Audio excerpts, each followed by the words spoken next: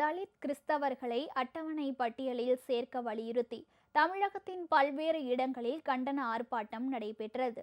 விருதுநகர் மாவட்டம் ஸ்ரீவில்லிபுத்தூரில் திரு இருதய ஆண்டவர் ஆலய வளாகத்தில் நடைபெற்ற போராட்டத்தில் கருப்பு பட்டை அணிந்து 250க்கும் மேற்பட்ட கிறிஸ்தவ மக்கள் கலந்து கொண்டனர். தலித் கிறிஸ்தவர்களை பட்டியல் சமூகத்தில் சேர்க்காமல் மத்திய அரசு காலம் தாழ்த்துவதாக அவர்கள் கண்டன முழக்கங்களை எழுப்பினர்.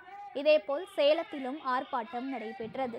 நீதியரசர் ரங்கநாத் மிஸ்ராவின் பரிந்துரையை ஏற்று உடனடியாக தலித் கிறிஸ்தவ மக்களை பட்டியல் வகுப்பில் சேர்க்க வேண்டும் என அவர்கள் வலியுறுத்தினர்.